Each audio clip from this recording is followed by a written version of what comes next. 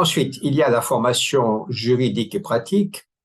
Les formations peuvent se suivre dans un ordre indifférent, mais je les présente suivant un ordre chronologique logique, c'est facile à dire. La valise, c'est la plus grosse valise, je devrais dire la malle. Voilà tout ce qu'il y a dans cette valise. Alors, c'est par ordre alphabétique, c'est pour ça que c'est un peu en vrac. Des exemples de factures. Alors, le principe de la facture que je recommande, c'est de faire systématiquement des factures en cumulé, comme pour les certificats de paiement et situation des artisans. Sinon, on s'en sort pas. Chaque tranche, pourcentage, montant, réalisation, sous-total, voilà ce qui est dû. Et ensuite, les acomptes demandés et reste le solde dû pour le mois considéré, avec les mentions légales, etc. Acte d'engagement, exemple, lettre de client, ça ce sont des exercices pour l'aspect juridique. Voici des exemples de lettres de clients que je leur demande de signer pour me protéger quand il peut y avoir des risques particuliers. En l'espèce, là, c'est concernant des demandes de permis de construire, d'autorisation d'urbanisme, où je crains qu'ils ne puissent pas avoir le permis. Il n'est pas question, évidemment, que l'on me reproche quoi que ce soit quand un client me demande de déposer un dossier de permis sans être sûr qu'on ait le permis. Les attestations de panneaux de chantier, je fais moi-même des attestations de panneaux de chantier quand ce sont des projets qui ne présentent pas de caractère juridique important, de risque en tout cas, ou quand ce ne sont pas des gros projets, bien sûr. Mais par exemple, une maison individuelle, je fais moi-même l'attestation. Nous sommes une profession réglementée, nous avons prêté serment. Notre attestation a une valeur juridique. Les avenants, exemple d'avenant au contrat d'architecte, avenant pour les entreprises, avec des contenus dont on parle pendant la formation. Là, il s'agit de réduire la mission. Quand on réduit la mission, que faut-il mentionner et qu'est-ce qu'il ne faut pas mentionner? Ça, ce sont des contrats réputés dangereux. Ce sont des interventions sur des chantiers tiers. Un client fait un chantier avec un artisan, avec un contracteur général. Il a des soucis, il a des craintes, et il me demande de faire une visite.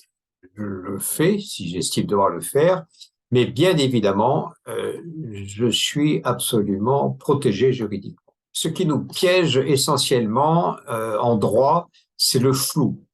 Quand les engagements et les limites de ces engagements sont très clairs, là, le risque n'existe plus. Un contrat à la vacation, payé à l'heure, par exemple.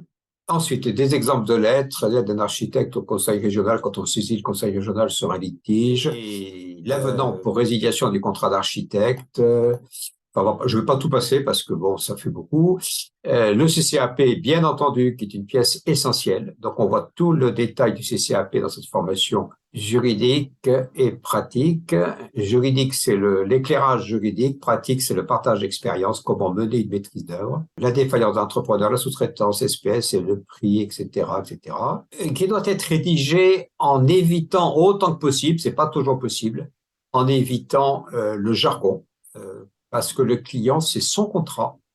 Il doit le lire, il doit l'approuver, il faut qu'il comprenne tout, même s'il fait confiance. Mais enfin, moi, j'aime bien que mes clients sachent ce qu'ils signent. Les certificats de paiement, certains architectes me disent qu'ils mettent énormément de temps à faire les certificats de paiement.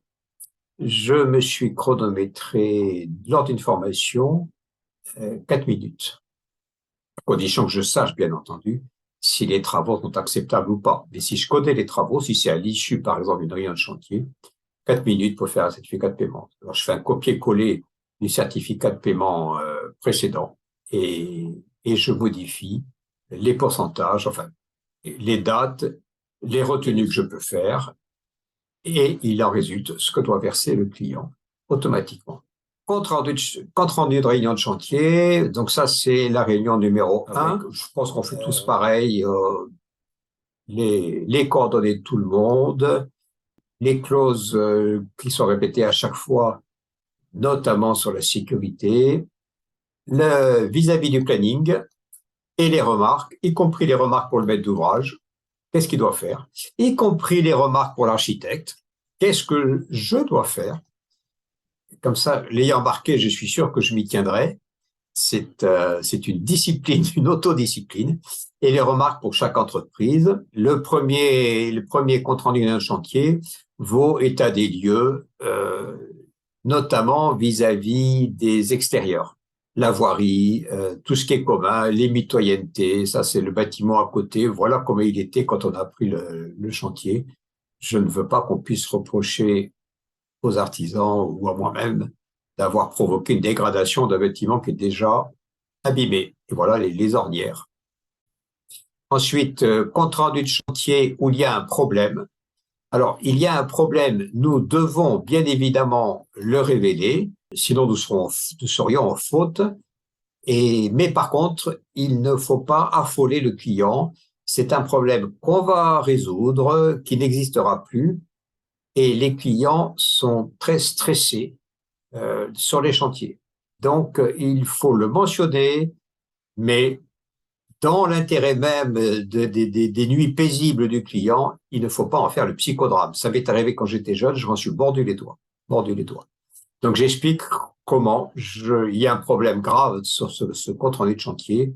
Le client n'en a pas du tout réalisé l'importance. C'était l'objectif. Qui me laisse faire? Surtout qui me laisse faire. Exemple d'affichage de sécurité. Moi, je le mets sur les vitres dès que les menuiseries extérieures sont poignées. Bon, je ne vais pas tout ouvrir. Hein. L'aide d'un architecte à un artisan défaillant. Modèle de l'aide des clients à une entreprise défaillante. Ordre de service, décompte définitif, décompte général, certificat de paiement, on l'a vu. Alors, il y a des doublons parce que ce ne sont pas forcément les mêmes contenus à chaque fois. Je donne des exemples. Alors, la réception, qui est un acte essentiel, très importante, très, très importante. Ça marque la fin d'opération pour les artisans, mais aussi pour l'architecte, pour tout le monde.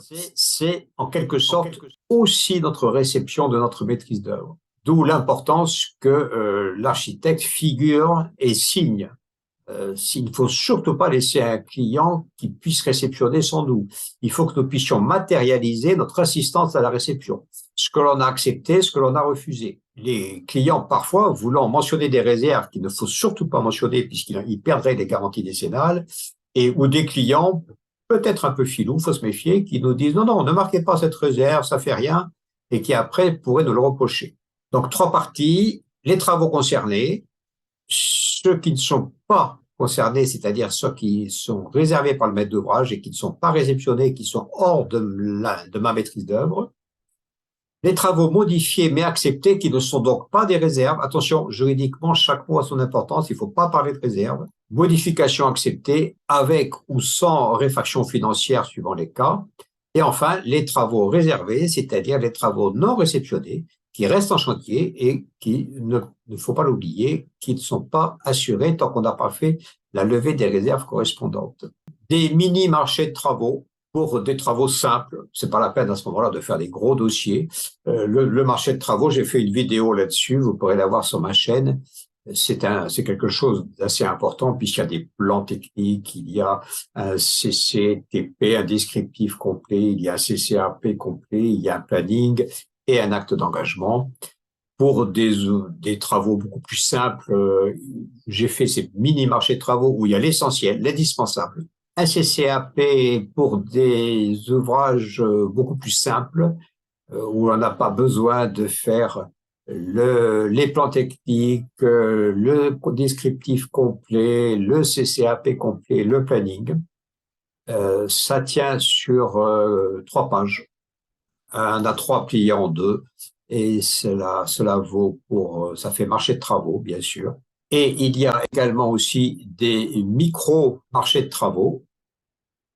L'ordre de service du client de commencer les travaux, tableau général financier, et ensuite les contentieux, donc les déclarations de sinistres. Il faut savoir éviter que l'on soit mis en cause de façon abusive.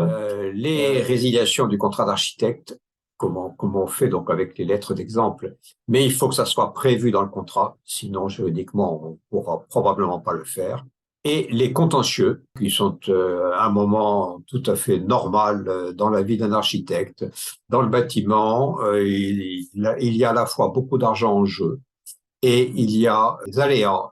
C'est une aventure. C'est pour ça qu'il y a des architectes d'ailleurs. Si tout était facile et qu'il n'y avait jamais aucun problème, il n'y aurait pas d'architecte, du moins sur les chantiers. Et donc ces aléas et beaucoup d'argent en jeu génèrent logiquement des contentieux. Ça se règle pas sur le prêt à coup d'épée ou de pistolet, ça se règle devant un juge. Et ça, là, il faut qu'il y ait une compétence. Ce n'est pas l'avocat tout seul qui va gagner le procès, vous vous en doutez. Donc, tous les exemples de lettres, de la manière dont on co-gère avec l'avocat le contentieux pour gagner son procès. Par exemple, un client vous doit de l'argent, moi, systématiquement, j'assigne, même si c'est moins de 1000 euros, j'assigne beaucoup plus par principe, de toute façon. Et je suis remboursé plus des dommages et intérêts.